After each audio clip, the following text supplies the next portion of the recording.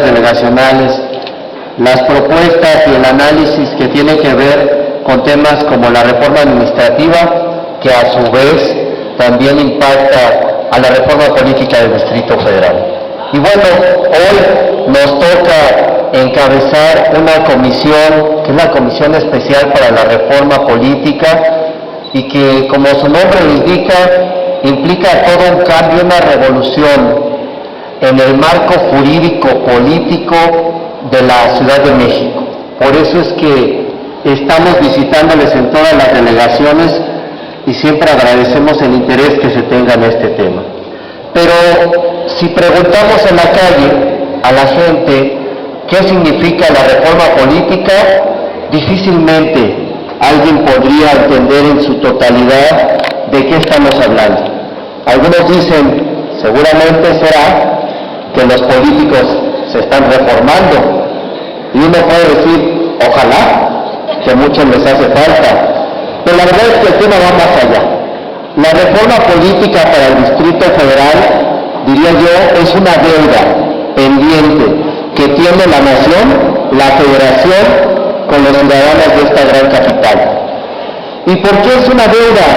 Porque fíjense que solo el Distrito Federal no es un estado más de la República, es la capital de la República. Tenemos 32 entidades federativas, 31 estados nada más y un Distrito Federal. Y alguien podrá pensar, pues, ¿cuál es el problema? Bueno, sí hay problema. El problema es que no tenemos reconocidos como ciudadanos en primera instancia nuestros derechos políticos plenos, particularmente ese derecho fundamental para consolidar cualquier régimen que se precie democrático, el derecho a votar y ser votado. Eso es básico, elegir a nuestros gobernantes. ¿Hasta cuándo pudimos elegir a nuestros gobernantes? En la era moderna.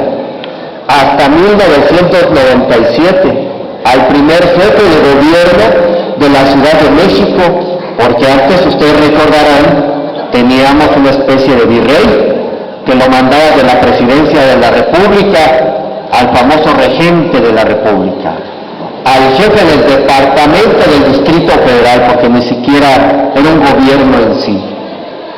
¿Y eso qué implica? Que se vulneraban los derechos de la soberanía del Distrito Federal, entendida que la soberanía, como nos lo marca nuestra Constitución Política de los Estados Unidos Mexicanos, pues reside en el pueblo.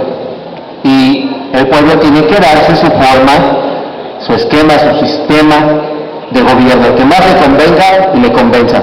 Pues quiero decirles que eso en el Distrito Federal todavía no ocurre, lamentablemente. ¿Y qué tuvimos también? Un atraso en la definición de quienes son el gobierno de primer contacto, de lo más importante. Nada más y nada menos que las jefaturas delegacionales, las delegaciones, que además el nombre peyorativo, más allá de su significado histórico, pues nos habla de delegar el control de un área administrativa por parte del regente, mismo que nombró el presidente. Y entonces, ¿a quién se debían los delegados? Pues se debían al presidente y al regente, porque él los nombró, y eso que implicaba que poco les interesaban los problemas de la gente. Esa era la verdad, que se mantenía un control político férreo para garantizar su estancia en el poder. Y esa historia todos y todas la conocemos. Por eso ha sido muy importante el avance de la reforma política en la Ciudad de México. Ha constituido varias etapas, no es nuevo el tema. Primero tener, entre otras cosas, una asamblea de representantes, porque tampoco tenemos un congreso local. Teníamos asambleístas. Después, la asamblea legislativa, con un poco más de facultades. Y ahora estamos en ese estatus.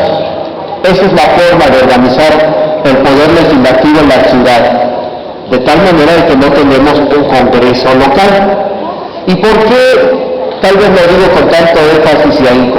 Bueno, lo digo porque en cualquier otro estado de la República existe un gobierno, un gobernador, existen presidentes municipales, alcaldes, y existen congresos locales.